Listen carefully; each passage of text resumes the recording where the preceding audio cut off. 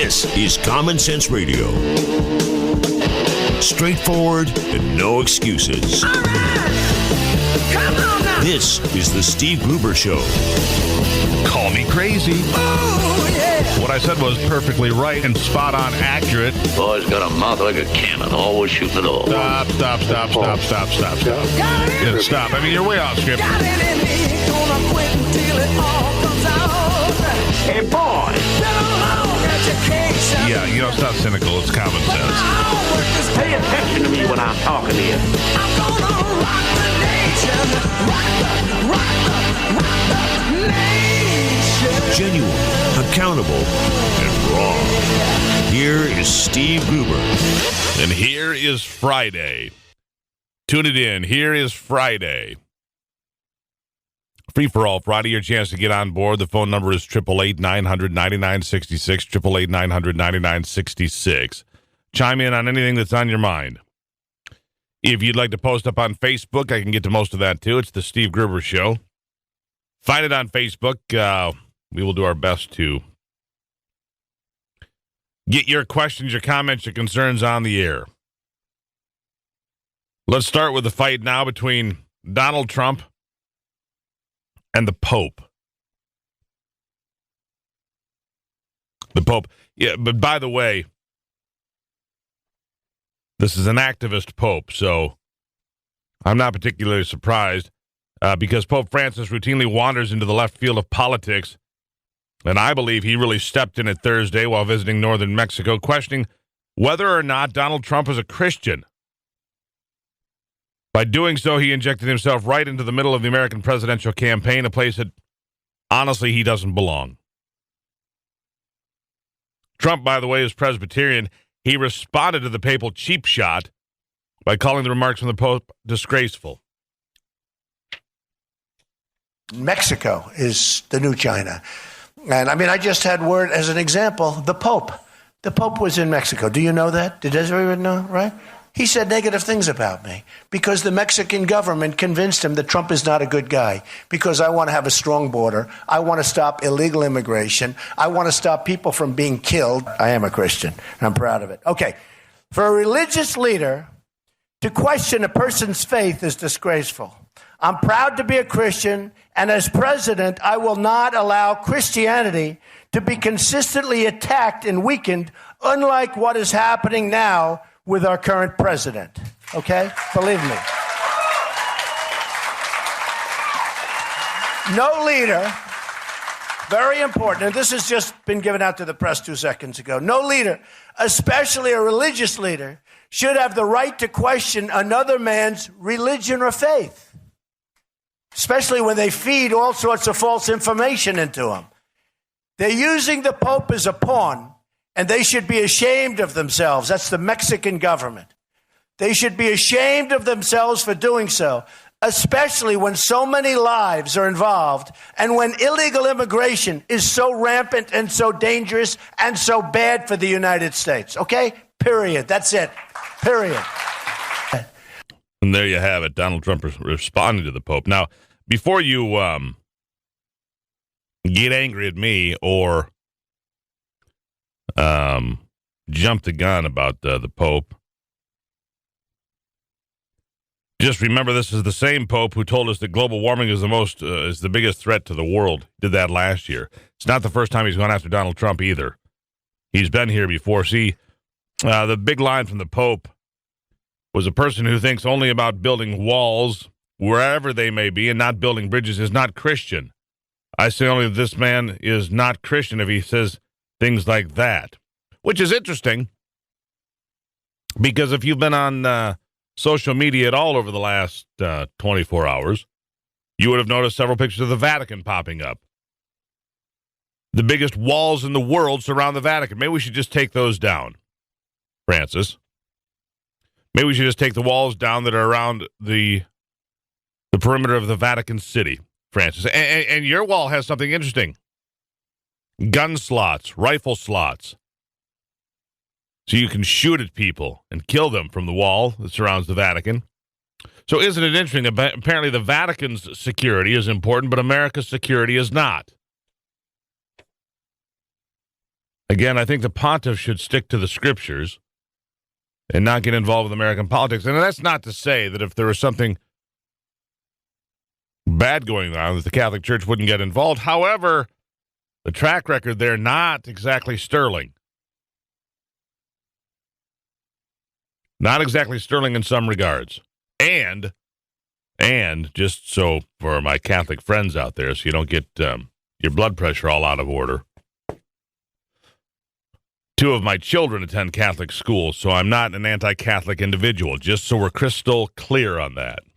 But I don't think this Pope had any business wandering into the American presidential race in the fashion that he did. And I don't know if Donald Trump is right, but it does seem awfully convenient to stand in the northern part of Mexico and condemn America for actually wanting to have a secure border. Now, having said all of that, I keep getting interesting emails and commentary from folks saying that, John Kasich ought to run as a Democrat. Interesting point of view. Misguided and wrong, but interesting, I suppose. And accusing me of being on the John Kasich bandwagon. No, I think John Kasich is an interesting and qualified candidate who says that he believes we ought to build bridges and not walls. Okay, fine. Go back and listen to what Ronald Reagan said in April 1980. In fact, we'll get that for you here in a bit, about immigration. Ronald Reagan is the one that in effect said we should have a border where people go back and forth fairly openly from Mexico to the United States with visas and work permits and so forth. So before you get too carried away patting yourself on the back and considering yourself the best conservative in the room, just remember that Ronald Reagan supported a nearly open borders policy. Ronald Reagan believed that Social Security should be built up and saved for the elderly, expecting that check in the mail. And a whole lot of other things that sound very similar to some of the candidates that you bash as not being conservative enough. So before you get too carried away with yourself and your self-congratulatory pat on the back, don't throw your shoulder out, by the way. Ronald Reagan was a conservative. And so is John Kasich. And so are some other folks there. Just because they don't agree with you on every point. You slam Marco Rubio because his immigration plan is amnesty. Ronald Reagan signed amnesty into law. And he was the best president of my lifetime. For a variety of reasons, because he was very conservative. Just because you don't agree with somebody on a point. Teddy Roosevelt was the first president to suggest nationalized health care in a public forum. Yet he was very strong in defense, very strong on a strong America. He also broke up the monopolies. Would that make him too liberal for you today because he broke up the giant monopolies? You need to consider some of these things. There is no perfect candidate, my friend. But there are candidates that make good sense on many issues, and you throw them out. Well, he's just a rhino. Why? Because you don't agree with him on one point or two? Come on. You need to tone down the rhetoric a little bit and take a breath. I guarantee you this. Every person I just named is more conservative than Hillary Clinton and certainly Bernie Sanders. Hey, welcome to it. It's Friday, my friends. We'll have more after this.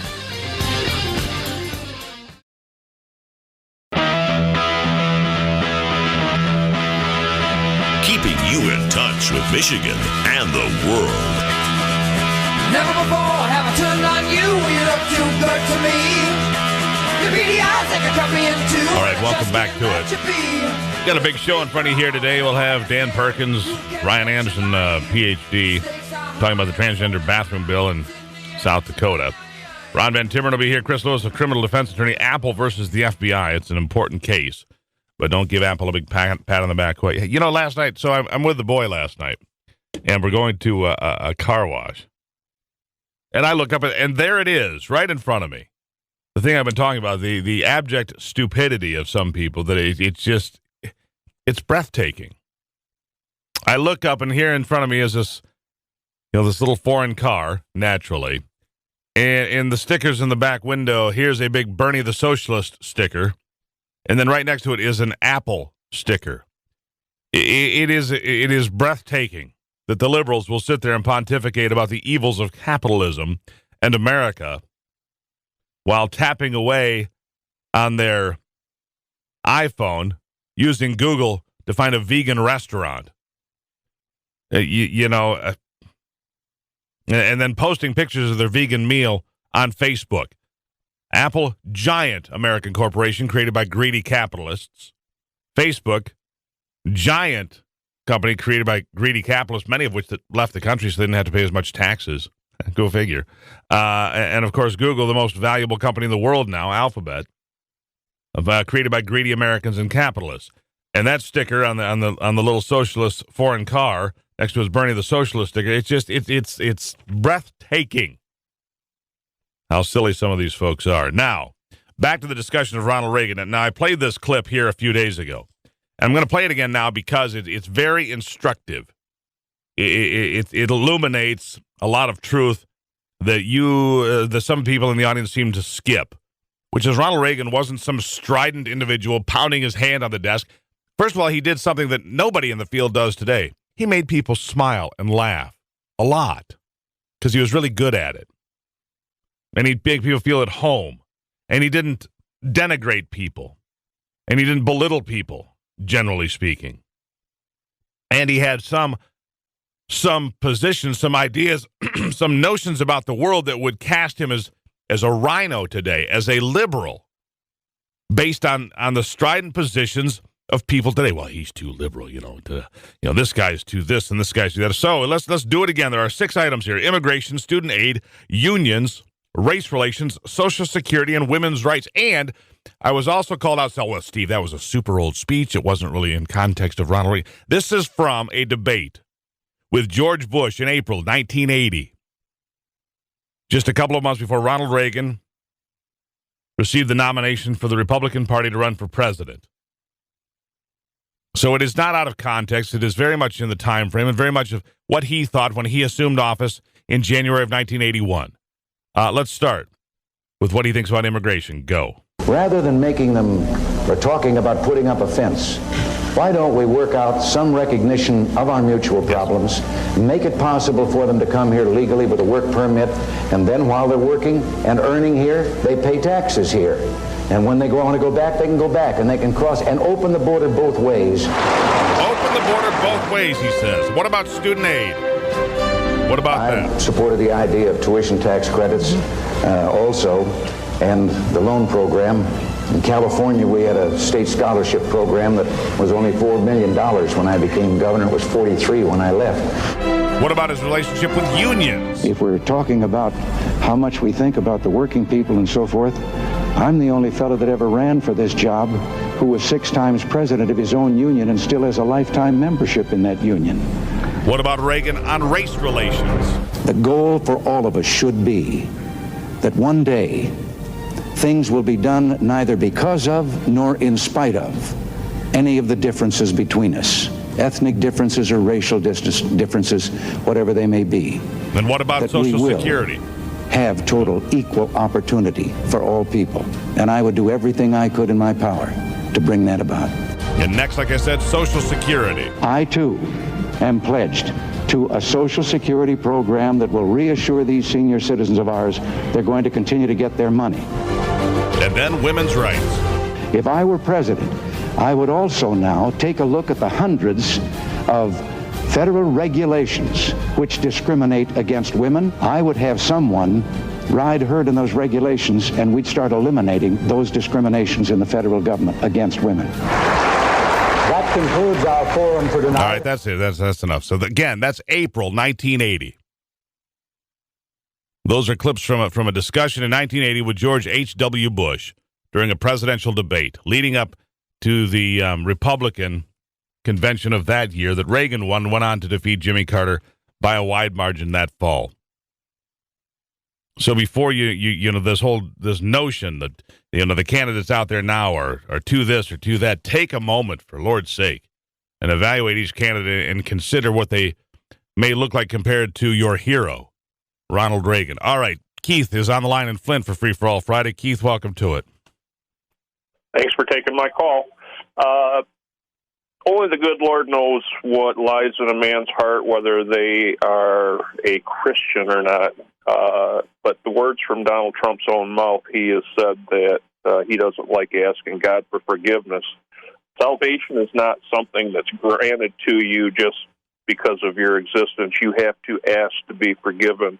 You have to repent, and you have to accept Jesus Christ as your Lord and Savior. And without that, you're not saved. And if you're not saved, you're not a Christian. And this is all biblical truths. Keith, I have good news, though. And I don't disagree with anything you're saying. I appreciate you calling. The good news is, though, I'm not electing a pastor. We're electing a president, but I don't disagree with anything you said. Quickly to Steve on the line in Lansing for Free for All Friday. Steve, welcome to it. Not a lot of time. Good morning. Here's the problem that you keep talking about. Republicans or conservatives have given so much and caved so much and tried to go along to get along to the point that we are at the center or maybe even slightly left of center, but we're still extremely to the right compared to what's in front of us. Well, compared to those from the Bernie Sanders camp or Hillary Clinton, that's for sure. Steve, thank you for the call. I know I got that. I appreciate that, Steve-O. Thanks, Keith. The hotline will remain open, 888-900-9966. Free for All Friday. Light them up, kids.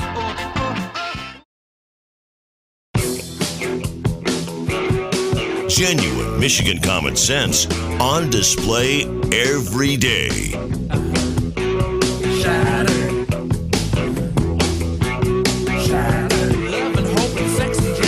Surviving on the streets. Look at me.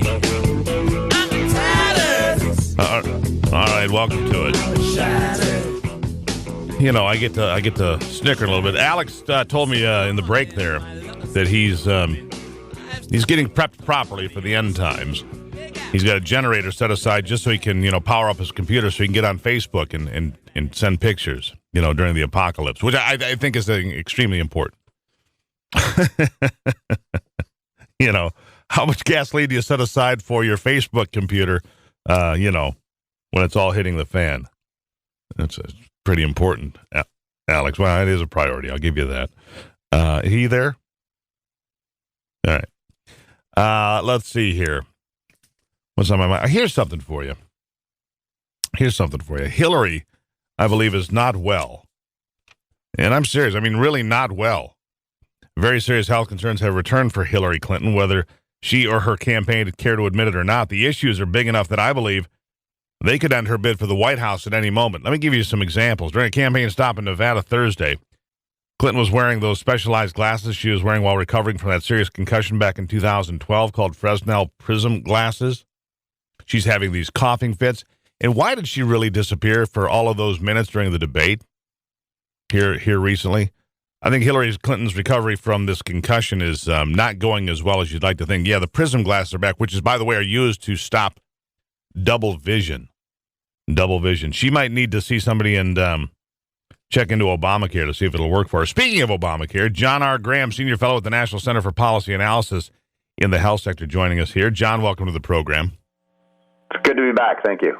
Yeah, I was a little surprised when I saw this headline, and I dug a little deeper here in the last couple of days, but it sounds like the Republicans may actually have an idea of what to effectively do with Obamacare. Now we're going to be continuing with some sort of a relationship between the government and the health industry, but it'll be wholly different, and the Republicans actually have some ideas. Am I right? Yeah, I think you're absolutely right, and I don't think perfection is not the goal here. I mean, if people like you and me were in charge, we'd get the federal government out of it entirely, but I don't think that's a realistic hope. But I was very pleasantly surprised that Paul Ryan, the new speaker, has appointed a series of task forces, one of which is supposed to determine the new health reform plan, so there'll be some level of transparency, or he wouldn't have announced it publicly, I suppose. And I'm, I know that we've been beaten up by these guys. We place our hopes in them, and then they let us down. That's been the story for a long time now, but at least they're taking some steps in the right direction, and I think we can have some hope that with some encouragement, they can come up with a satisfactory replacement plan and start promoting it during this year. And one of the gentlemen involved in one of these key task forces is a gentleman that hangs his hat not too far from where I'm sitting. It's the Energy and Commerce Committee Chair Fred Upton, Republican of Michigan. Fred Upton, of course, has been on this program many times.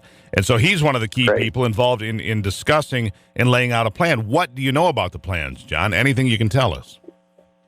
Well, what I know is that there are 4 people who are appointed to the Health Reform Task Force, and 2 of them are Mr. Upton and Dr. Price from Georgia. And as you say, Mr. Upton's the Energy and Commerce Committee, and Price is the Budget Committee. And they've both put forward their own plans for a tax credit for people to go into the individual market and buy health insurance. And that's something we at the National Center for Policy Analysis have always advocated. Now, of course, Obamacare has it, but it has it in a very flawed way. One is you have to get it through these stupid health insurance exchanges, the healthcare.gov or the state exchange, which are very flawed mechanisms. The other one is they're limited to households of a certain income, and they phase out or they're means tested in a very confusing way. So you've heard many stories of people do their tax returns for last year, and then they find out they have to pay money back to the IRS, and it's really hard to figure out in many cases how much your tax credit is. And of course, you have to buy these health insurance plans that are regulated by the federal government. So they're too expensive, they're narrow networks, they're high deductible, but they're not consumer directed. So those 3 things would go away with the tax credits proposed by Upton or Price.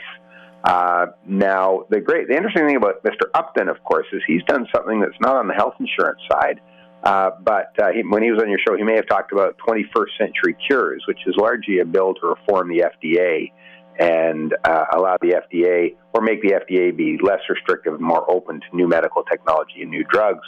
And there he got bipartisan support. He moved it through the entire House of Representatives, and now it's in the Senate. So that indicates that not only is he interested in freeing up health care, but he's also able to get bipartisan support for major initiatives, and I think that's going to be important too in 2016 and 2017. Well, that is key, and a lot of things that get thrown up to us all the time is Americans' healthcare system should be more reflective of Canada's or Europe's and so forth. Yeah. And I say that, and people say, well, everybody wants to be like Canada. I'm like, well, then if that's true, why do Canadians and Europeans flock to America to get heart surgery or knee replacements, and the list goes on and on and on? Those bills don't. Those countries may not bill the same, but their systems don't work nearly as well in some ways. True. Absolutely, and of course this is a high profile right now because Bernie Sanders is a so-called single payer advocate, and he talks about the Scandinavian countries. He said that he would raise taxes on the rich to pay for it.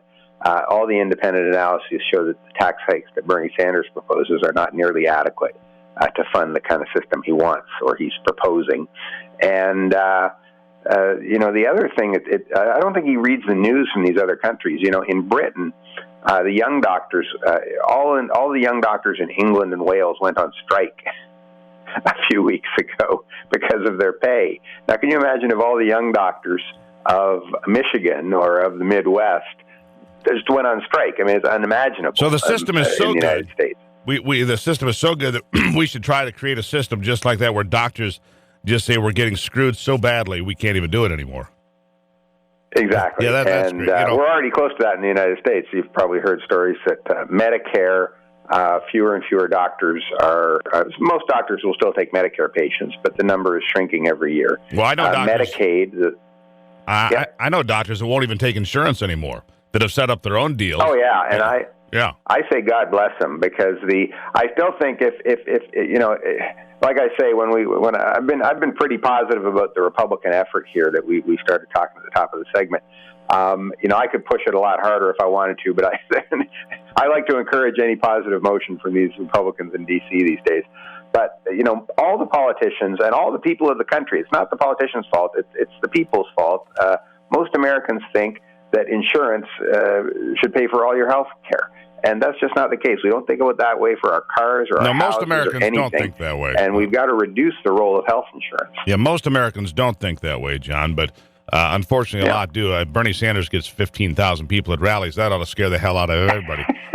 Real quickly before we run, John, who's your pick on the Republican field? You got about 10 seconds. Well, neither of them are in anymore. It's Governor Perry or Governor Walker, so I'm out of the game. So you have to vote for somebody. Not those guys. Yeah, I don't know. I try to, they all have staff who call me and ask for my input. So if I picked one, then the others would all get upset with me, and I'd like to keep my options open until we Fair get enough. closer to the You date. know what I'd do? I'd support Gruber for president, John. Thank you so much. Yeah, okay. I'll look for you on the ballot down here in Virginia. There you Thank go. you. John Graham, everybody, senior fellow at the National Center for Policy Analysis. Good conversation. We'll be right back. Delivering Michigan common sense with a big dose of truth and honesty.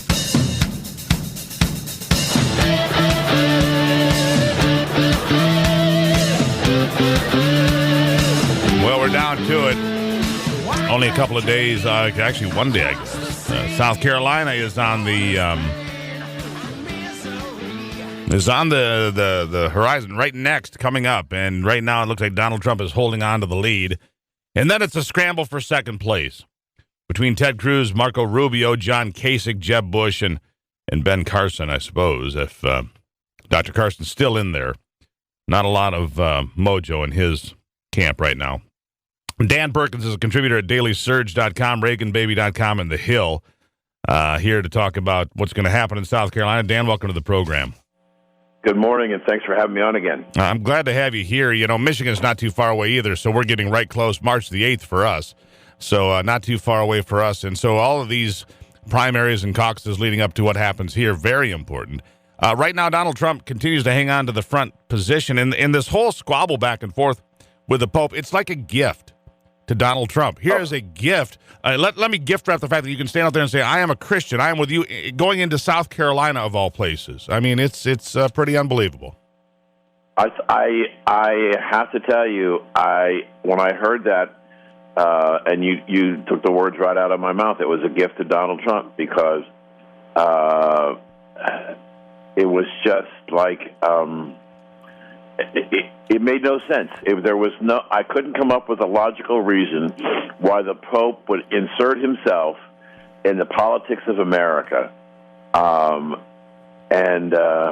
But you're right, it was a gift. And you couldn't have given Donald Trump a better platform to say, you're going into a state where evangelicals are extremely important. And you could not have given Donald Trump a better gift for him to stand there and say, I am a Christian. How can a man question my faith? How does he know? And who knows what's in another man's heart, honestly. Right. Right. So, and then for the Pope to say building walls, this is the same Pope, though, that has talked about, global warming being the biggest threat and some other things. This Pope wanders into political places that maybe are ill-advised. I agree. But I think that the advantage here is not just South Carolina. Remember, we've got Super Tuesday, primarily in the South. So this gift was more than just South Carolina. This gift was that Super Tuesday. And we could have a situation, in my opinion, that Trump goes into Super Tuesday and walks out of Super Tuesday with the nomination. Well, I don't know about that, because here's the problem that Trump faces, though, is that his support 35% on the high end, and these are all proportional states for the most part. There are a few states like Ohio and Florida, winner take all, but I wouldn't expect Donald Trump to win in Ohio. I'd expect John Kasich to win there, and in Florida, I'd expect probably at this point Rubio to win there. So can he get enough, getting 35% of the vote going forward to get to the convention with enough to win? The answer is I don't know, and I think that it's a long shot right now. Well, everybody's entitled to their opinion. I just think that when you take the number of people that are still left in the campaign, right, and Trump is in the mid-30s, as some of these others start to drop out, and I have to tell you, I live in Florida, and I still can't figure out why Jeb Bush is still in the campaign, but I know he said when he first came in that he could get the nomination without winning the primaries. So there's a deal being made somewhere if he stays in. So maybe that's the game. Maybe that's exactly it, because I do read a fair amount about the brokered convention possibility, which is also possible for the Democrats, by the way. And I look at this possibility and I say, well, maybe you're right. Maybe that is the game at hand, is to hand Jeb Bush the nomination in some fashion. Although I don't think that would be very smart politics for the Republicans, because I don't think that he's the kind of guy that's going to get, he's not going to capture the imagination of the American people. Let's just put it that way. Well, and I would be just as critical, saying I don't think he would excite the American people, the Republicans, to come out and vote. He's just not an exciting personality. But he was loved as a governor. I mean, they loved him as the governor in Florida. He left with incredibly high approval ratings from Republicans and Democrats. Right. So that doesn't mean that. Where did it go? Ahead. Where did the magic go with Jeb? I mean, honestly, he was a good governor, who was a pretty conservative governor, who had a pretty good track record. Where did the magic go? The magic went to Donald Trump. Period. Yeah, I mean, you have to, no matter what you believe about the politics of Donald Trump, or whether or not he's going to be elected as the nominee for the Republican Party, or whether or not he can get elected as President of the United States, the one thing you have to say is that Donald Trump changed the paradigm of presidential elections, especially as it relates to the Republicans and their interaction with the media and challenging them in their face on a regular basis. And he changed it. And so he was a more dynamic, a more outrageous, he spoke about the issues that concern all of us in ways that excited people to turn out. He still gets the biggest crowds of any candidate, including Bernie Sanders. That's correct. And he did change the narrative, that's for sure. He changed the narrative, and that is a huge accomplishment. Whether or not the candidate for the Republican Party can continue that change of that narrative, I don't know. But I see what's going on the Democratic side, and Hillary physically looks like she's run out of gas. Her age is showing. She's back to wearing the glasses that she wore after the concussion. She started wearing those yesterday. The coughing and everything else. I think she just doesn't have the strength or the stamina, and I think it would be unmerciful for her if she were to be the Democratic nominee, because I don't think she can handle the pace. No, the pace is going to be vicious. And what about the pace of being president? That's the real thing. Is she healthy enough to to have the stamina, as you put it, and the strength to make it all the way through? Well, we'll keep an eye on it. Greatly appreciated, Dan. Always a pleasure to have you here on the program. And as soon as we get through this primary, I'm sure we'll talk again. Yes. Thanks for having me on. I really appreciate it. There you have it. Dan Perkins, contributor to dailysurge.com, ReaganBaby.com, and The Hill. You can find them all online. It is Free for All Friday on the Steve Gruber Show. What are your thoughts? Pick it up. Let me know.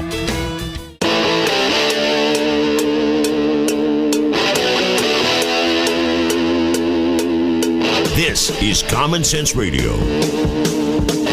Straightforward and no excuses. All right. Come on now. This is the Steve Gruber Show.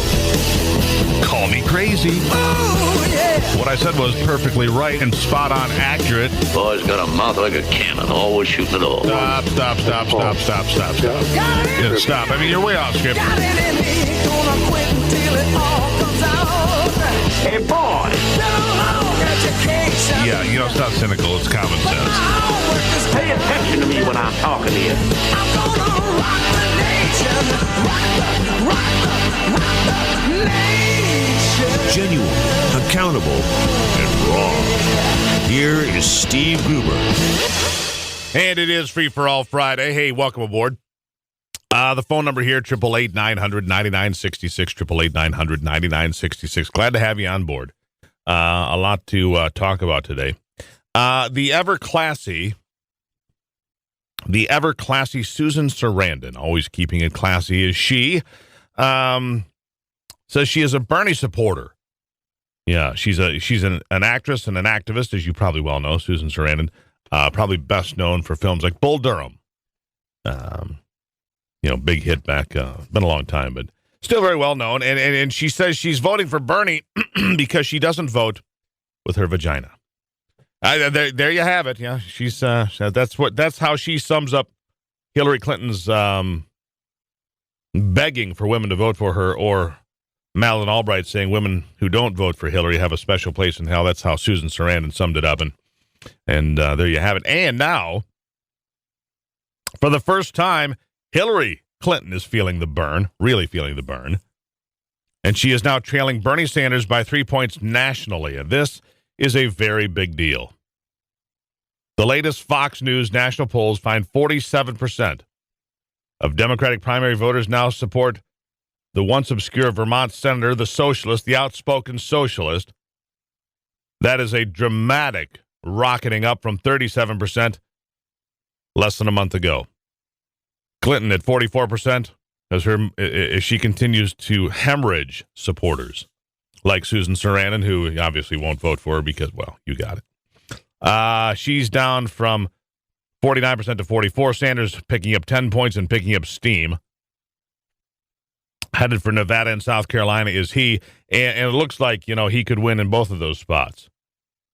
Nevada, the firewall is crumbling for Hillary Clinton, no question. And I started to talk about this a little bit earlier about her health, and I want to talk about that because her health is of grave concern now. Now we're only 2 weeks out, 2.5 weeks out for people going to the polls here in Michigan on March the 8th, right after Super Tuesday. We are next up.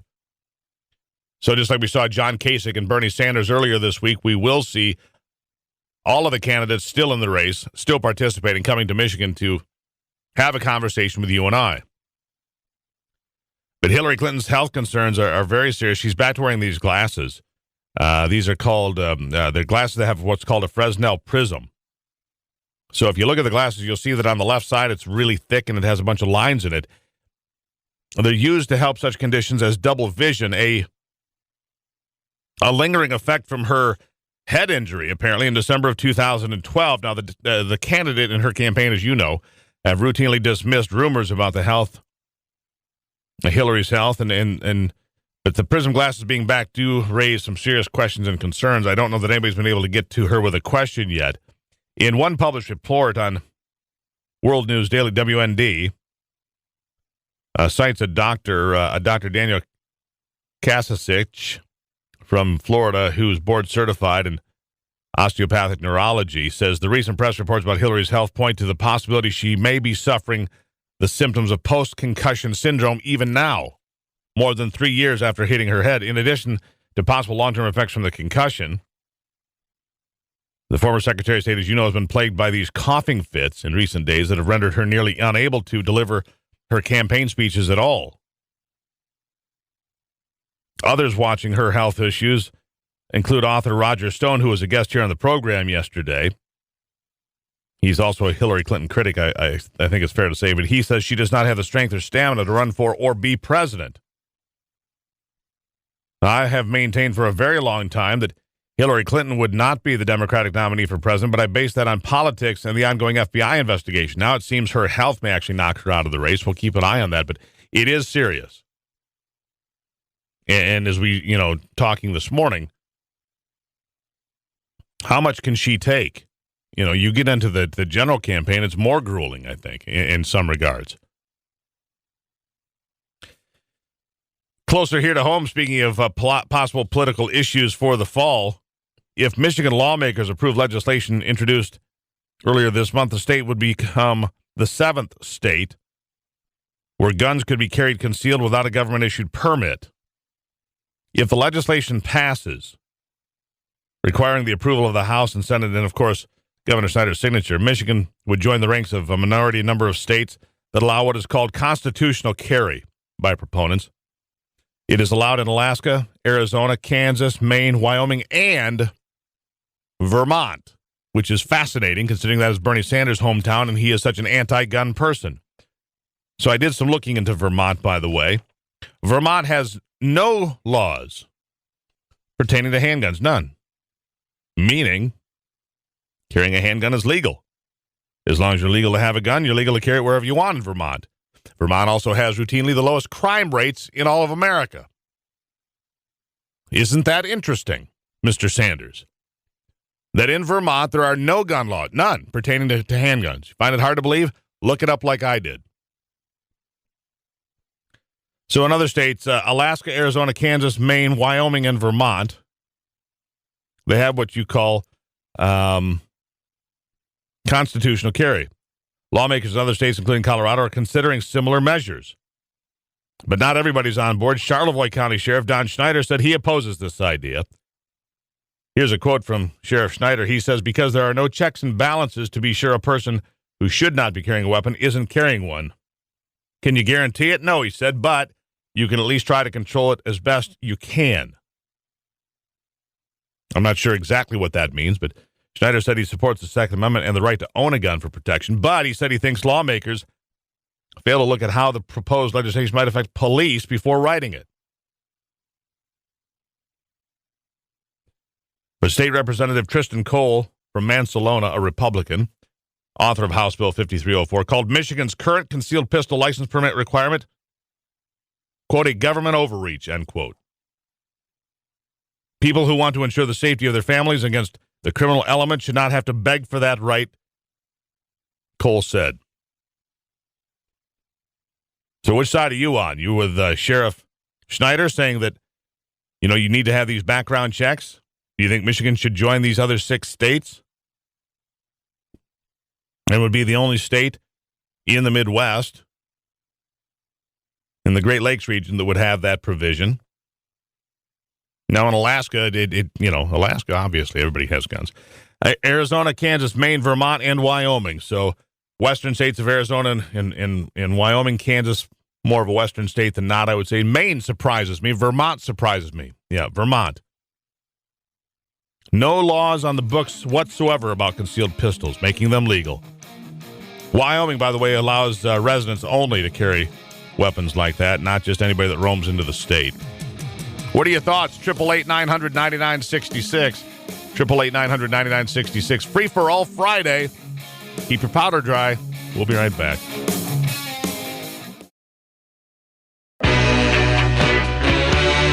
Taking a closer look at the stories that affect you most with a big dose of common sense.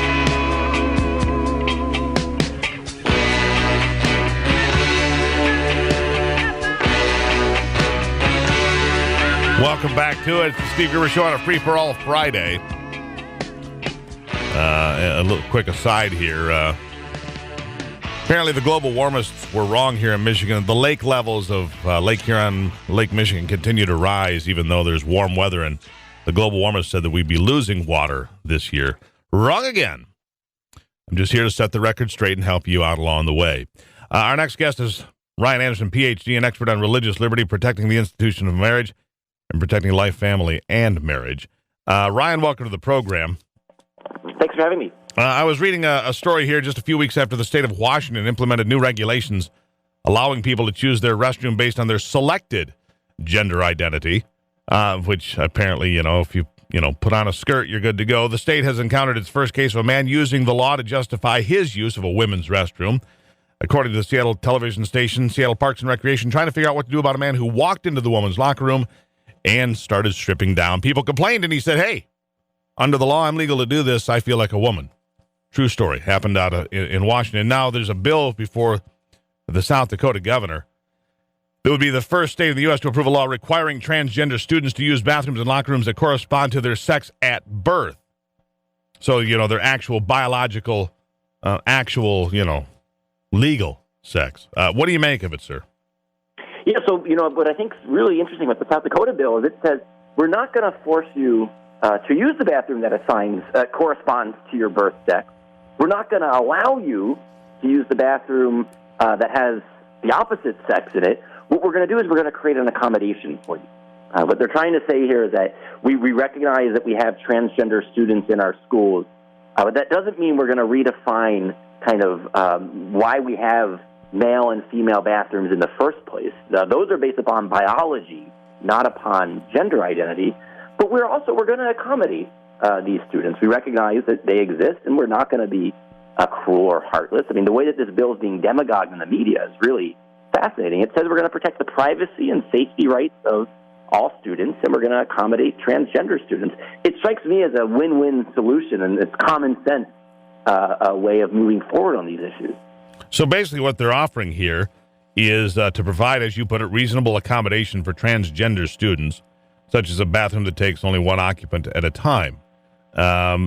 So here's my question. Why are we even doing that? To me, this is insanity. because I don't believe that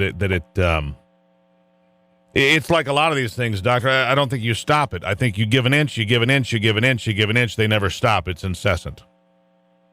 Yeah, I mean, so the question becomes, where do you want the anatomically male student who identifies as a girl and is wearing a dress? Where do you want that student to go to the bathroom? This tries to give the teachers and the principals of these schools that have these students some wiggle room to figure out a solution that's going to work for everyone. A one-size-fits-all solution won't necessarily work in every situation. This bill sets up some bright-line rules. One answer that student shouldn't use the girls' room. So that's one of the bright-line rules that it sets up. And then it says the student should be reasonably accommodated, perhaps using a faculty restroom so you wouldn't have the privacy concern with the female student, perhaps using a unisex facility, perhaps using a single occupancy facility.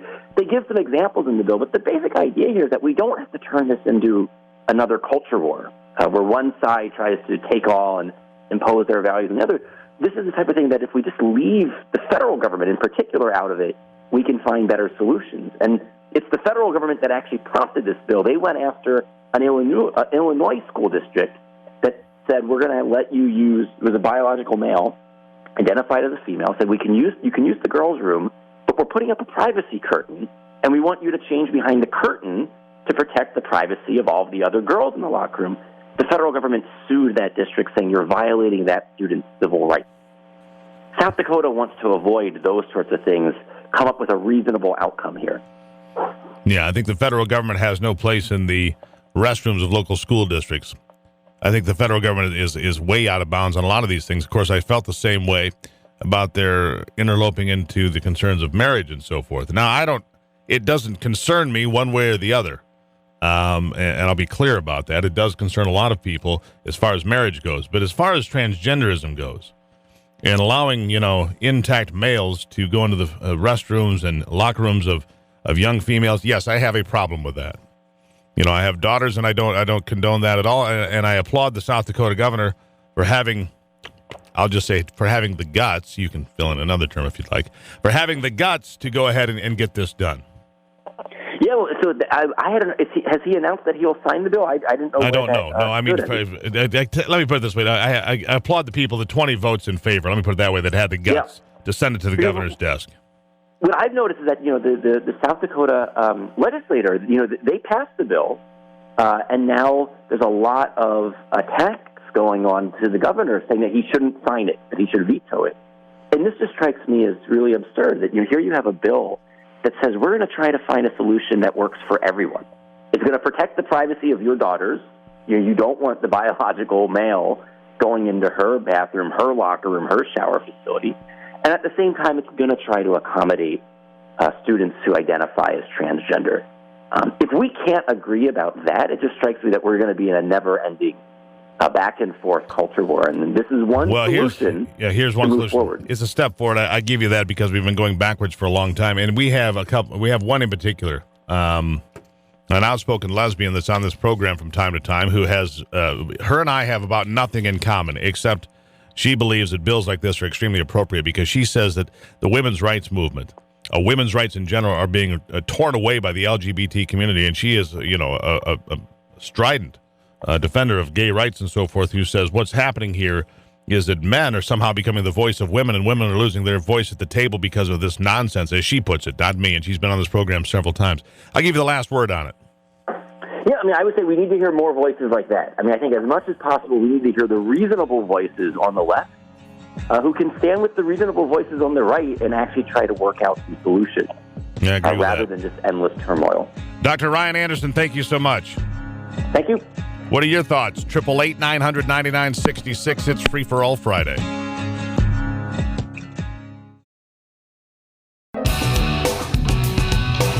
Covering Michigan and the world from his bunker below the bridge. Here is Steve Gruber.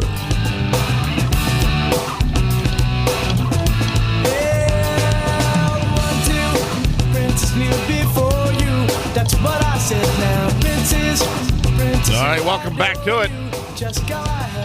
It is your Free for All Friday, your chance to chime in on anything that's on your mind, whether it's Supreme Court justices carrying concealed in Michigan without a government permit.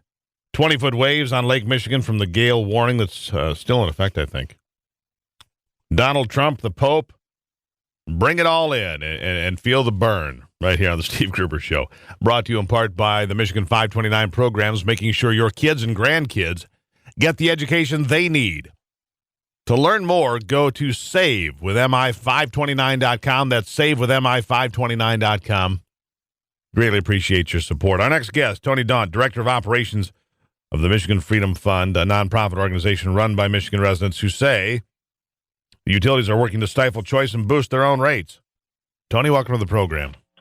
Good morning, Steve. Thanks for having me. Appreciate it. Always a pleasure. All right, so tell me what's going on with the rates. I mean, we see a lot of things going on with the utilities, and I know that they don't like the competition coming in, and they're fighting back against that, but they say it's for good reason. Lay out your case, and we'll go from there.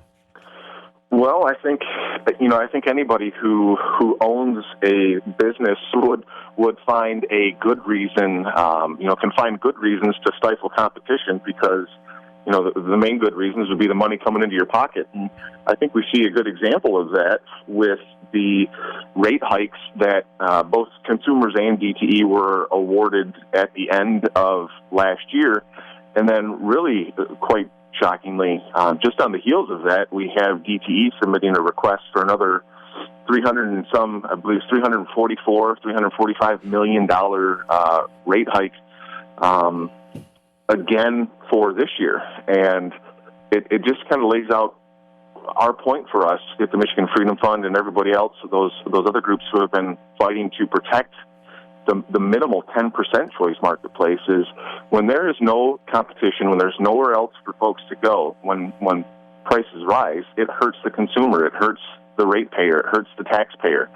And we think this is a perfect example of why we need not only to protect the 10% choice marketplace, but expand it. So as you look at everything else that's going on here in Michigan with the closure of plants owned by the big utilities and some of the smaller utilities as well, but plants are being closed down, coal-fired plants, and you mix that in with the rate increases you're already talking about, and if competition is not allowed to participate here, as you put it, what would that mean for rates, say, 5 years down the line? Well, I think you'll see since Michigan went to the current 90-10 setup where 90% of the market is guaranteed to the incumbent utilities, which consist mainly of the two big guys of consumers and DTE. The rates have gone up, and they have went from at the time that we were a full choice marketplace here in Michigan. Our rates are some of the lowest in the country, and in particular in the Midwest. And since that has changed, they've gone up, and that's reversed. And we're some of the highest in the country, and we're some of the highest in the region, in the Midwest. And we are very very committed to protecting that 10% choice marketplace, and it protects ratepayers. It protects a lot of schools. I think one of the things that folks don't realize maybe is that a lot of school districts are on electric choice, and they save tens of millions of dollars a year. And if that goes away, that's operational money. That's money that would have to be taken from the classroom, from instructional, from whether it be teachers or building needs that they would no longer have. All right. Okay. So that's a pretty good illustration of your plan. Tony Daunt here, Director of Operations for the Michigan Freedom Fund. All right, Tony. So here's what consumers and DTE and the others say when it comes to this discussion, this argument. They say, listen, we build the grid here in Michigan. We put all this infrastructure in. And these other people that want to put electric into the grid and make the money don't invest in the grid, and therefore they're cheating, I guess. I don't know if they use that term, but that's what comes to mind to me. They're skirting their responsibility, might be a way to put it. And therefore, when times get tighter, things get tough, it's all in the back of DTE and consumers. That's the message that I get from them. What do you say to that criticism? I don't accept that premise that folks who are coming in and providing alternatives are cheating or are skirting their responsibility. If there's a concern about the grid and who pays for it and who pays for the maintenance, certainly there are ways to address those questions and those concerns that do not entail simply choking off competition. If you go to Meijer and they are charging $4 for a gallon of milk, eventually you're going to realize that that's expensive. That's outrageous. You're going to go to Kroger. You're going to go to Whole Foods. You're going to go. You've got options, any number of options to go take a look, see what they're charging for a gallon of milk. And so, competition is what protects folks in the marketplace. It gives them choices. It gives them options to take their business elsewhere if they're not getting the appropriate service at the appropriate cost. And so I think that that's just an argument that they use to distract from the real issue of their desire to control the marketplace and to have a government-sponsored control of that marketplace. So a government, entitled monopoly, if you will, is what your claim is here. So what can people do if people agree with you? What can they do to, keep competition here in a way that you think favors Michigan customers and utility users and so forth, businesses, individuals, whatever it may be? If they buy into your point of view, Tony, what can they do to get on board? Well, that's a great question, and I would say that thankfully here in the United States and in Michigan, we have the opportunity to petition our government, and we would simply encourage people to contact their state legislator. The state Senate is looking to take the current bills up sometime in the near future here. I believe we're looking at maybe end of February, early March, where they start having additional committee hearings, and the Senate chairman of that committee is looking to move things. We believe that these folks are operating in good faith, and if they get contact from folks in their constituency, they're going to listen to them. And so we would ask that you call them, you email them, you stop by, you write them a letter, however's most convenient for you, and just let them know that you believe choice needs to stay here in Michigan at a minimum at that 10% rate. And, if while they're at it, why don't they expand it? All right, Tony, greatly appreciate your input today. And we'll talk to you sometime down the line as all these things in the utilities continue to change time and again. Tony Daunt, Director of Operations, Michigan Freedom Fund. Have a great weekend. Thanks, you too, Steve. There you have it. It's Free for All Friday here on the program. You can chime in on that, and you can join the conversation anytime you want. It's all out there for you. Do you want to talk politics? Do you want to talk about gun rights? Do you want to talk about the problems with the restrooms and transgender children? Whatever whatever you want. Straight ahead, though, we're going to take a break, take a breather, have some fun, talk about what's hot at the movies. Ivy and I did go out to the movies here last week, and I guess we're part of the problem, not part of the solution. I'll explain that when we come back on the Steve Gruber Show.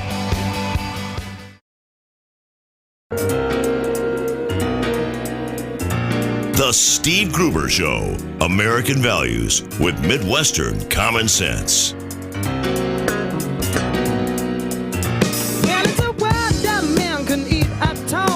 Well, it's going to be a good weekend to maybe enjoy a movie. We'll get to that in a moment. But first, we're going to catch up on the hotline, Common Sense Hotline. Larry from Perry checking in. Larry, welcome back to it. Thanks, Steve. Good morning to the great Gruber. Steve, just a brief word about the utilities. I'm no great big fan of consumers or DTE or anything, but those are the guys that get the phone calls when the ice storms hit. That part, I can't argue with that. And I can appreciate that somebody else wants to get in the marketplace, but you got to give the devil his due. All right, fair. You're right. Those guys, and not only do they do it for us here, they saddle up and head all over the country when things go south in Minnesota or North Carolina or wherever they go. So there you go. Yep. All right. Larry, thank you so much. Shifting gears now. Let's check in with our good friend Ron Van Timmeren from Celebration Cinemas to talk about what's new and what's hot. Ron, welcome to it. Good morning, Steve. Okay, so I did it. I was part of the problem, not part of the solution. I was part of $135 million for an opening weekend. I admit it. That a boy. Yeah. Deadpool was good, though, wasn't it? I'm embarrassed to say I laughed and laughed and laughed. I said, "Who did they follow me around and steal my material?" Because there's a fair amount of my material in that movie. It was blatant, and Ivy admitted it right there. She goes, "What did they copy your lines?" I'm like, "Apparently, because there it is again." Good stuff. Well, it was very funny. You're right. I guess I never knew that side of you. I start listening more. You should. Well, a lot of it doesn't come out here in this forum necessarily, but as that movie could not be played in PG. It's you got to know your audience sometimes, Ron. Yeah, it was definitely an R-rated movie, and make it $152 million for the 4-day weekend, double that worldwide, and they've already greenlit Deadpool 2. They're already talking about making the next Wolverine movie an R-rated movie, because after all, Steve, he's done all he can do at PG-13. Well, yeah, and here's the thing. I would say the Deadpool is pretty well unlike. You know what I like about it, Ron? Thank God somebody had an original idea. Really, it's different than anything I've seen before. I mean, so many of these movies are retreads, redone, revisited, and I get that they'll make it into a franchise, but at least right now, I'd give it full fresh if I was a Rotten Tomatoes guy. Yeah, absolutely. And Guardians of the Galaxy sort of broke that mold a couple years ago. These guys took it to the next level, and now they've created a whole new monster out there, if you will, the R-rated superhero movie. And I think there's going to be more of them. Maybe give a little credit to Kick-Ass along the way, too, because that movie was pretty irreverent. But Marvel has never done it before, that's for sure. And it'll stay number one at the box office this weekend, even though we've got 3 really good-looking movies opening today. The great story and the greatest story ever told, right? No, well, go ahead and do tell me. Yeah, I see it's another. Of course, it's in this genre that's worked really well and made a lot of people a good return on their investment. I mean, this is something that started, I don't know, with the 15 years ago, I'd say. What are you talking about exactly? About the Christian films. Isn't that what you're referring to? Oh, right. Oh, my gosh, yes. Risen is the title of the week, and this is, based on the greatest story ever told, you could say, the crucifixion and resurrection of Christ. Really, big budget, epic movie. Little different perspective on that time. Joseph Fiennes plays Clavius, a Roman soldier who's kind of in charge of the crucifixion and the cover-up and trying to find the body of Jesus. After all, he couldn't have risen from the dead, right? So it's a really interesting perspective on that time in history, and very, very well done. Is it just tell me it's not so interesting as like the movie Noah I didn't understand it all by the time it was done. Hopefully it's not that far out there. It's much more straightforward than that Noah vision. But there are a couple of times I was going, well, I don't remember that from Matthew, Mark, Luke, or John. So fair enough. It does take some artistic liberties with the story from this perspective, but very, very well done. As is the movie Race with the Jesse Owens story. Going back to the 1930s and race being what's going on the track and what's going on in real life. How blacks were treated in the 30s in particular, and how Jews were treated by Hitler's Germany, and how that whole the pressure on Jesse Owens to go or not to go because of that whole situation with race. Very, very well done historical drama. Well, there you go. And Jesse Owens was always somebody that was held up to me as an American hero when I was growing up. So I think it's cool that they did that movie, and the fact that he basically just rubbed the Führer's nose in it. I think that's just a cool premise. What else you got? Yeah. The Witch getting great reviews for a horror movie, being a chiller, if you will, being compared to The Shining, going back to the 1600 Salem witchcraft time. That's getting good reviews. The Lady in the Van with Maggie Smith is opening this weekend as well, and still plenty of good holdovers at Celebration Cinema. All right, and it's a good weekend to get out there and enjoy it. A hot dish of popcorn and the whole bit. Ron, and then back to the Deadpool, one last thought is I probably have to see it twice because it happens so fast you miss a few things along the way, I am sure. So there you go. Yeah.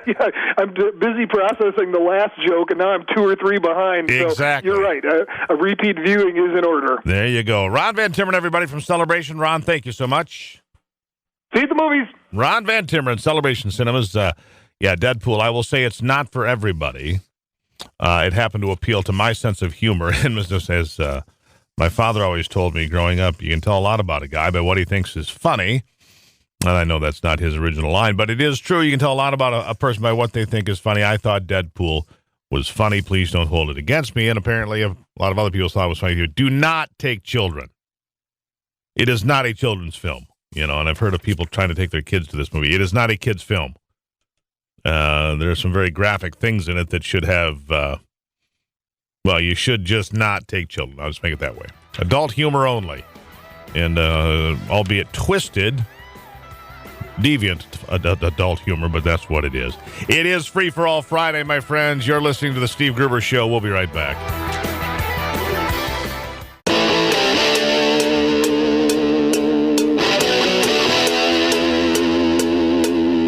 This is Common Sense Radio.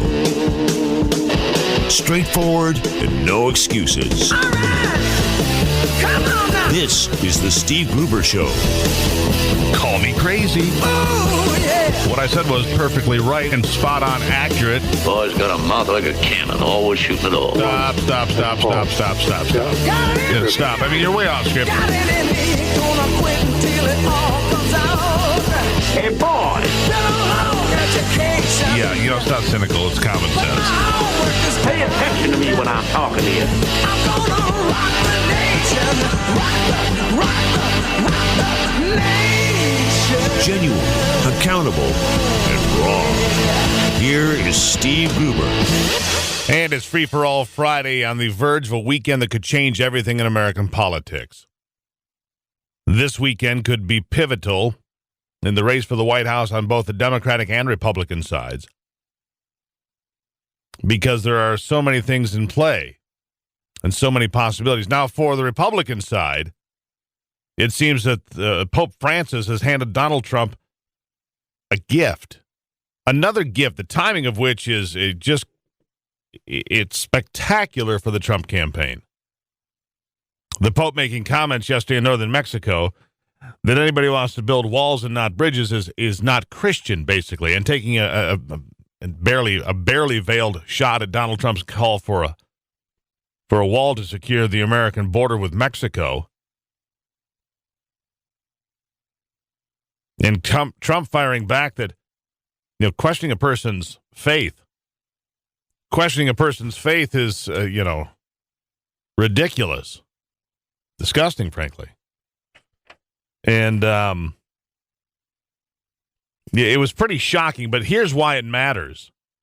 South Carolina, where they'll be voting this weekend, South Carolina is a place where evangelicals matter. And what it gave Donald Trump was a platform to stand up and say, yes, I am a Christian. He's a Presbyterian, by the way. I am a Christian. And therefore he's able to stand out there and say, look at me, I am a Christian, take me seriously. So that's what's going on there. The real battle in South Carolina now is for second place.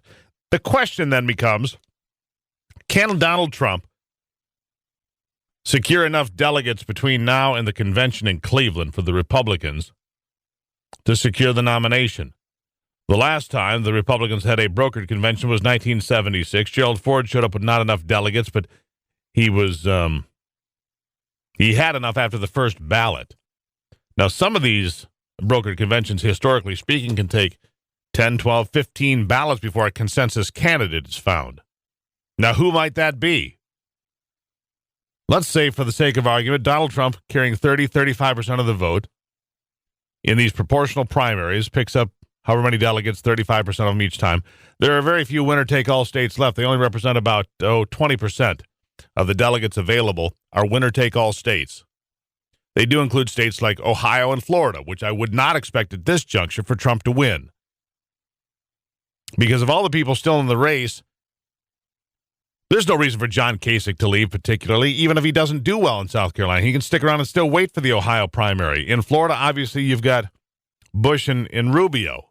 One of those guys should likely win there. They have no reason particularly to leave the race at this point. So what would happen if you got to a convention where Trump was not in a position where he had enough delegates? Well, after the first ballot, all the delegates become free to do their own thing. Free to do their own thing. Which means they could pick somebody that's not even there, like Mitt Romney or Pick your person that's already been vetted. It could be somebody that's not even in the race right now. It could be a way for Jeb Bush to secure the nomination. All sorts of crazy things can happen. What do you think? So back to this conversation, this argument with the Pope is a gift to Donald Trump because it's a chance for him to say, look, I am a Christian. Questioning my faith because I believe in American security is out of bounds. And I think a lot of people have sympathy for that point of view. As far as Hillary Clinton goes, in Nevada, where she once led by 30 or 40 points, it's now tied. A new national poll, a credible national poll from Fox, shows Bernie Sanders beating Hillary Clinton nationally by at least 3 points. 47-44. And just since last month, Bernie Sanders has rocketed ahead from 37 percentage points in January to 47% now. So bad is it in Nevada now that, and this is dangerous, but they're sending Bill Clinton in there today for a midday event today to stump for Hillary. And meanwhile, she's not well. Her glasses are back.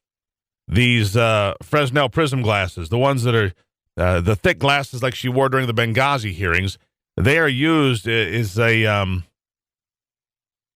way to help such conditions as double vision. Some saying that her lingering effects from the concussion in December of 2012 still there. Something that Bill Clinton, by the way, said took 6 months of very serious work to get over. He made that comment in 2013 to the Peterson Foundation after she had downplayed her health issues. So I'm telling you, this weekend could be pivotal in the run to the White House. What are your thoughts? The hotline number is 888-900-9966. Frank on the line in DeWitt. Frank, welcome to it. Yes, I'm a real strong Ted Cruz supporter, but I'd like to defend Donald Trump with this issue with the Pope. I have a couple of questions for the Pope. I'll just ask, and then I'll hang up and listen to what you have to say. The first thing that Pope said that he didn't think Donald Trump was a Christian. Well, if adhering to Christian doctrine is important for a Pope, that Pope is not a Christian either. So he's a hypocrite on that. And then number two, he was criticizing about having a wall, and the Vatican has one of the biggest walls around it. It's all right for him to have a wall around him, but we can't have a wall to protect our citizens, and I want to know what you think about that, and I'll hang up and listen. Greatly appreciate the call, Frank. Well, make no mistake, the Vatican is not operating with open borders.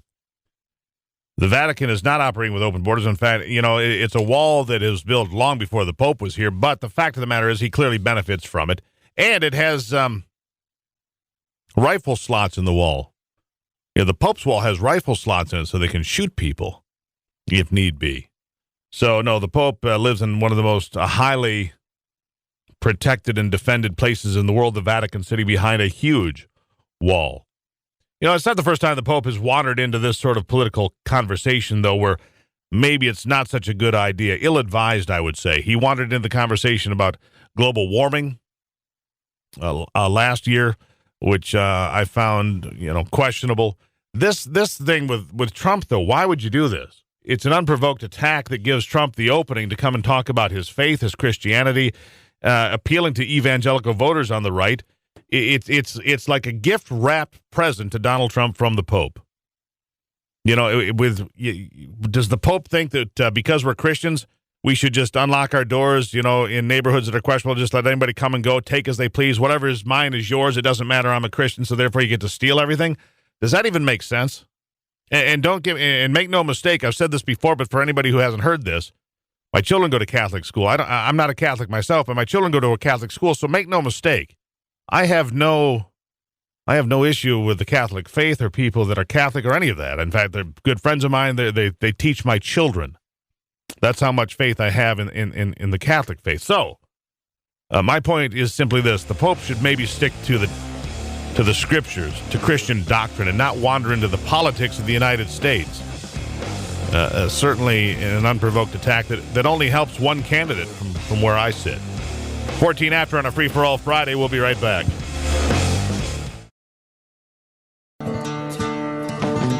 Getting your day started with news from around the state and around the world. Common Sense Radio. This is the Steve Gruber Show. I've got to run. Here's a quick tidbit for you before we get to our next guest here. Here's a quick tidbit for you. A new Congressional Research Service report has federal lawmakers, all wound up. The report details how the EPA is required to force state regulators to comply with federal drinking water laws, which the EPA never did in a place called Flint, Michigan.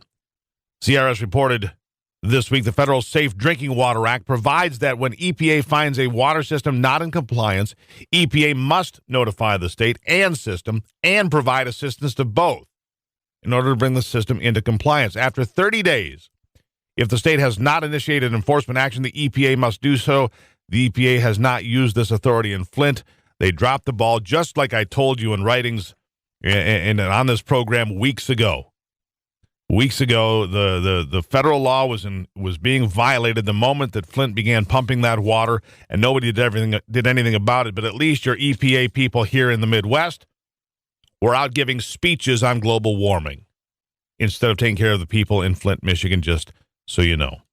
All right, back to the conversation we've been having for the past few days about your iPhone, or any smartphone for that matter, and the FBI's desire to have a pass key, not only for the phone from San Bernardino, which is what they're talking about specifically now, but they really want a master key, if you will, to all phones so that they can have access to all your information. You know, remember, you have banking information, personal contact information, correspondence with people back and forth. The FBI, the federal government, apparently thinks that ought to be open for them to look at. At least that's my impression. My next guest, Chris Lewis, a criminal defense attorney, here to sort it out with me. Chris, welcome to the program. How are you today?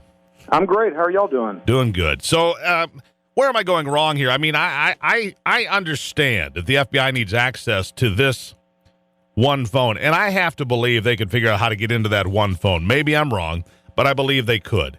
But what they're asking for is something totally different. They're asking Apple to rewrite software so that all phones have a default view. A master key is the way I've referred to it here, a master key to get into the phone. Am I understanding this properly?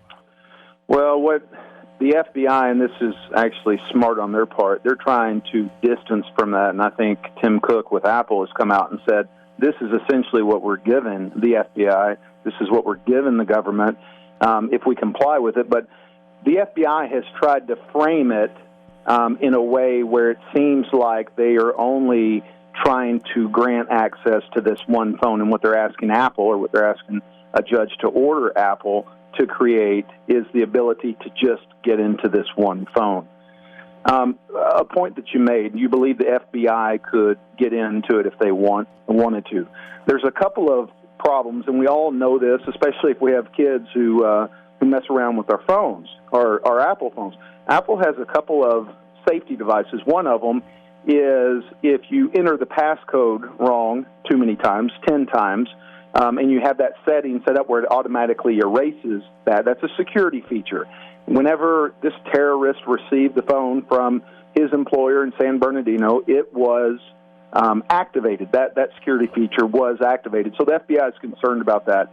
They're also concerned about the fact after you've had 5 wrong password attempts, the 6th one makes you wait a little bit longer, and then as you go longer, it makes you wait 5 minutes, an hour, and they want that security feature to be deactivated. That way they can do what's called a brute force attempt at unlocking this phone using a computer program just to throw in one right after the other password attempts until they finally find the right one. And that's my point. They want the master key, so they do. And it's not just for this phone, because once they have a program or a pathway to do it, then it's everybody's phone. And so there's my concern, Chris. And I understand what they're up against in San Bernardino. I get that. Sure. But let's be honest. And Tim Cook, he's a little bit disingenuous here, because Apple has unlocked something on the order of at least 70 phones that we're aware of for the government. The government's just asking for something a bit different here, where they're saying no. So, Tim Cook taking the high road and looking at us in the the trumpets played and the angels sang. Come on, it's a bit much, don't you think? Well, yes and no. So here's the problem: is yes, they've assisted the government in the past. It makes Apple look good. We as red-blooded Americans, we want companies and people to assist the government, especially in helping to capture or disarm people that intend to do us harm and innocent people harm. The problem is, a couple of years ago, Apple changed their operating system. So the operating system that they've helped the government in the past with is different from this iPhone 5 and our current operating system, the operating system number 9. So that argument is a lot of people are saying, well, you know, you've helped them in the past. You have, but the game has changed since then. The other thing, let me bottom line it this way: should they or should they not? Should Apple help these people or not? You're a defense attorney. No, as I've put on the defense attorney hat, I don't think they should, and I don't think they should because what happens is it's got global implications. You give up some of your rights, you allow the government to have some of your rights. You're never going to put the genie back in the bottle. Ever. Ever. And also, what about this is a company that provides services globally. What are you going to do when China wants it? What are you going to do when Russia wants it? Are you going to say we're an American company? Well, China will just for steal American law enforcement, not to anybody else? Yeah, make no mistake, China will just steal it. That'll be easy. That's probably true. Yeah, that's a direct route there. But, you know, because my concern here, in putting on the criminal defense hat, warrantless searches are already, you know, all too common, in my opinion, in this country under the Patriot Act and other avenues to get into people's private information. Giving them this access would make it more complicated and worse, in my estimation. I'll give you 20 seconds for the last word. Well, and what I think here, it's very hard to argue against the FBI because they have the emotion on their side. They have innocent people who have been killed, so people want to help the government. But I think that this has implications that go way beyond that. I think that we should take a step back from the emotion of the situation and see how this will affect each and every one of our lives now and in the future. Chris Lewis, good conversation, great points, and thank you for putting a light on this one. Thank you, Steve. Chris Lewis, criminal defense attorney. Yeah, he's on the side of civil liberty, as am I on this one. Back in a moment. Genuine Michigan common sense on display every day. Tell me, doctor, where are we going this time? Is this the 50s? All right, welcome back to it. You know, this, I watched part of the town hall meetings over the last couple of days, and I've got to be honest. For a lot of us, this back and forth, primarily between Donald Trump and Ted Cruz, is getting tedious. It's wearing me out a little bit. I would like them to talk about what they're actually going to do as opposed to what they're going to do to each other or about each other or whatever it may be. I don't think it's particularly productive at this point in the conversation, but, you know, this is where we are. Ron Nehring is a Republican leader, businessman, communications consultant, and a lecturer internationally, joining us on the program to talk about what happens next. Ron, welcome to the program. Good morning. So, you know, for a lot of us, this is we kind of get fatigued when we watch all of this back and forth. You know, it's tiring to watch all this back and forth, name calling, finger pointing, lawsuit threatening, I'll depose you if you sue me. I mean, wow. What's really going on? Well, I think that what you see is with Donald Trump is whenever he gets into trouble, whenever the air is clearly coming out of his balloon, you know, he turns to kind of weirder and more extreme, you know, insults and accusations, and that's just the way he is. I mean, everybody is pretty much knows that that's how the guy, you know, operates, and you know, unfortunately for him, this all now takes place in the context of him having lost Iowa after having promised that he would win Iowa, that he only wins and he wins everything and he's always a winner and so on. Well, that's no longer the case. And so as that air comes out of the balloon, you know, we see this kind of shrieking, so to speak, you know, coming from him. This is what we now expect from him. And fortunately, I think the American people will not have to contend with this with him as the Republican nominee, because I don't think he's going to become the nominee of the Republican Party. You know, I've heard that since June of last year. People predicting his downfall, his demise, and Donald Trump continues to win. You can say what you want, but he won New Hampshire by a wide margin. He's going to win South Carolina by a wide margin. He's probably going to win in Nevada. Now, the only chance that the Republicans have of him not being the nominee is because you have weighted primaries, and if he stays at 35%, he won't have enough delegates when he gets to the convention. That's one hope. Other than that, Donald Trump continues to win. Obviously, you're not a supporter, which is fine, but let's look at it, through clear lenses. Well, I think that it's clear that when you have 30 or 35% in a six-way race, that makes you a winner. In a two-way race, it makes you a loser by 30 points. And that's ultimately where this race is going. We started with 17 Republican candidates. We started with the Republican electorate divided 17 different ways. That eventually is going to come down to two candidates. And in a two-candidate race, when almost nobody who does not currently support Donald Trump is willing to switch to him as other candidates drop out, I think at the end of the day, you wind up with a two-person race as the nominee being someone other than Donald Trump. Now, the three leading Republican candidates right now are Donald Trump, Ted Cruz, and Marco Rubio. I think that Ted Cruz is closer to where the center of the Republican Party is and is thus more likely to become the nominee. But that game is going to play itself out over the course of the coming weeks. We have South Carolina today, then we have Nevada on Tuesday, and then we go into Super Tuesday with a lot of states voting on March 1 and then a lot of states voting on March 15th. It gets quicker after March 15th because that's when states can vote winner take all. Until March 15th, they can only be proportional. So just so I'm understanding what you're telling me here, Ron, you believe that Donald Trump in a two-man race still sits at 35% and Ted Cruz gets 65%. I believe that if you take a look at the polling, what you find is that people who support Donald Trump are with Donald Trump currently. But if you support another candidate other than Donald Trump, which two-thirds of Republican voters support a candidate other than Donald Trump, if you ask them who's their second choice for president, none of them pick Donald Trump as their second choice because he's such a polarizing figure. That's neither bad nor good. That's just math.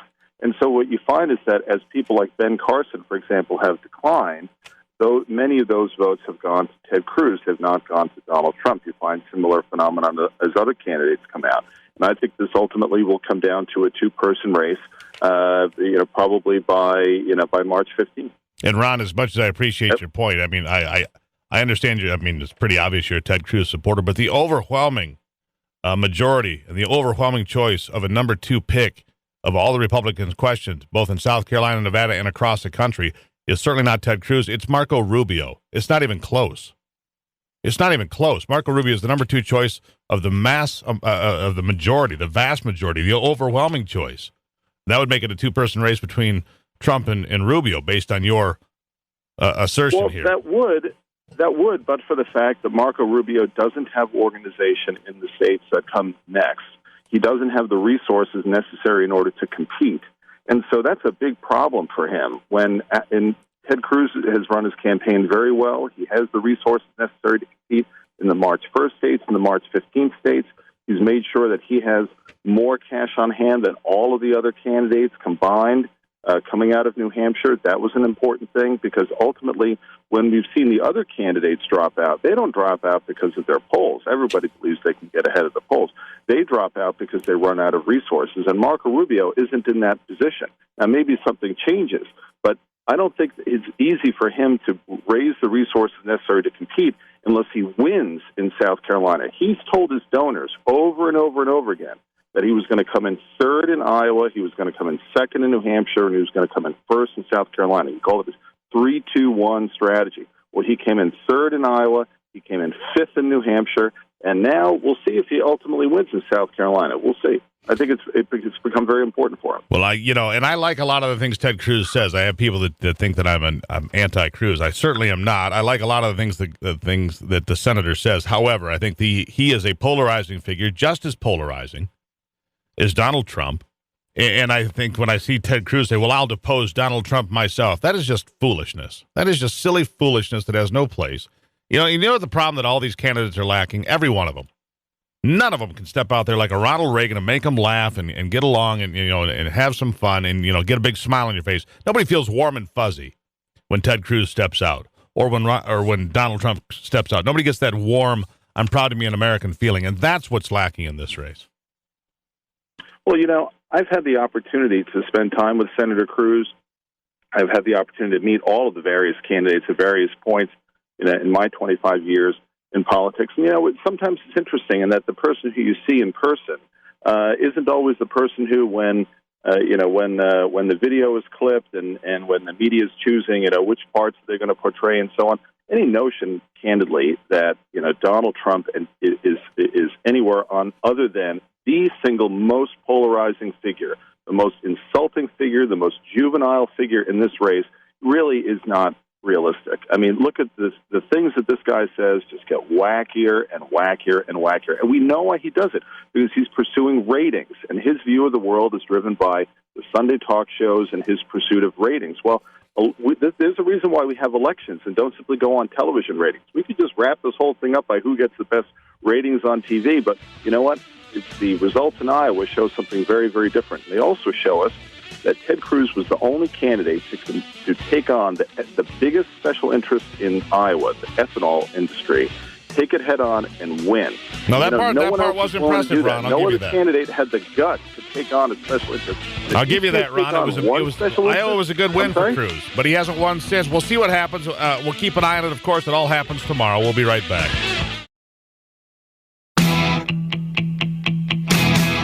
Michigan, born and raised with Midwestern values and Michigan common sense. I guess you're just what I need. Just what I needed. I needed someone to feed. I guess you're just what I needed. Just what I needed. Just what I needed. Strange political year. They're all kind of goofy, but this is really up there, Donald Trump in a war of words with the Pope. Now I believe the Pope probably was a little bit far afield, questioning a man's Christianity, his faith, talking about walls when the Pope lives in the best defended walled city in the world. It's a little bit of an odd comment, but so it is. And now, not too surprisingly, in fact, I wrote about this a week ago now, almost a week ago now, that Barack Obama's first choice to be a Supreme Court nominee would likely be a black woman, because they can portray that when the person is not confirmed as the new Rosa Parks. Apparently, the New York Times was reading my column and thought that was a pretty good premise to work with, and they went forward with it. Charlotte Hayes now, Director of Cultural Programs at the Independent Women's Forum, here to talk about it. Charlotte, welcome to the program. Thanks for having me. Yeah, there was a story in the New York Times that said Black Sea bias in delay in Scalia's success. Well, that didn't take long, did it, Steve? It's the all-purpose racist claim. No, and I predicted that. Like I said, I predicted that in a column I wrote Monday of this week, that would be what would happen. And I think the person most likely to fall on their sword for President Barack Obama, because the person being put forward could certainly be forfeiting their political their career, because they're probably not going to get confirmed. Well, don't bet on that. They won't be. If the Republicans are smart, they won't hold hearings. They don't have any obligation to. There's no reason they have to. They can delay this if they want to. They have the right to do it.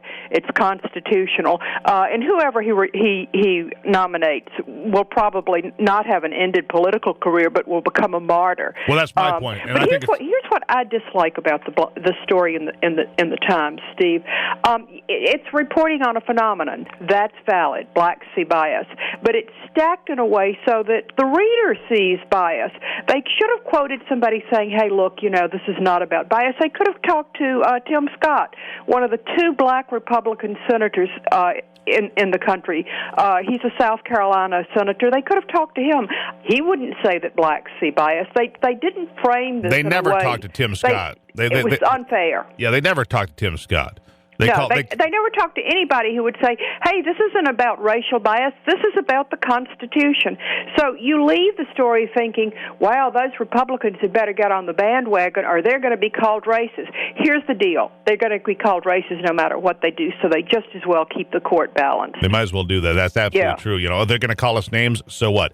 I think one of the most likely people to be looked at for this sacrificial lamb role is Loretta Lynch. The reason I say that is if you put a black woman up, and I wrote about this, like I said, I think it's a very smart political move by the president. Because it becomes a polarizing issue, whether it's right, wrong, or indifferent. It becomes a conversation for the next 6 months leading up to the election as soon as he puts somebody forward. So you put Loretta Lynch, a black woman, who doesn't get confirmed. And then you've got a brand new Rosa Parks to deal with, battling white privilege and prejudice and all of this, Black Lives Matter and all of this stuff. You get to dredge up all of this garbage because you don't certainly want to talk about Obama's track record with the black community, unemployment at 50% and all of those things. You don't want to talk about that. Let's throw a red herring out there, which is the notion of racism, which is what the New York Times helped them do. Yeah, and absolutely. And if they put up Loretta Lynch, and I agree with you that that's quite likely, they'll say, well, she's already been vetted by the Senate once, so there's no reason not to vet her. It's just racism. Here's the deal. Being vetted for one position is not the same as being vetted for another position. Attorney General is not a position that lasts until death. Attorney General should require knowledge of the Constitution, but a Supreme Court justice really requires fidelity to the Constitution, and I think we've seen with some of her pro-Obama moves that Lynch is she's a living Constitution person. It's a Rorschach test that lets you believe whatever you want. So why don't we have living laws then? If the Constitution, which is a series of laws, right? Why don't we just have a living law? So if maybe this is murder, maybe it's not. What were the circumstances? Maybe it's are you drunk behind the wheel of the car? Well, if you guys were all at a party, so maybe today it'll be 0.12, and just let it all be flexible. I mean, if the Constitution, just let it all be flexible. Here's the deal about the Constitution: it ain't living; it's a document. And I mean, it should live on in our jurisprudence, but it's just living Constitution means you interpret it any way you want to, and it's faddish and ideological.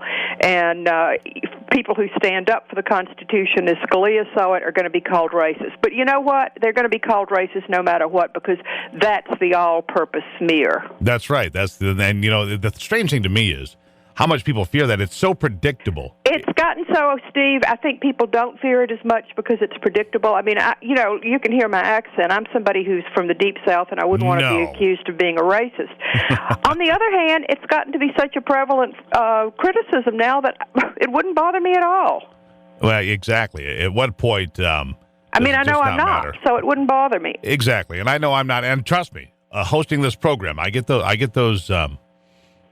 emails too. Oh, you're this, you're that, you're a bigot. No, I can assure you that I am not. But you can believe what you want. Apparently, some of the listeners can see into my heart the same the Pope can see into Donald Trump's heart and determine what's what.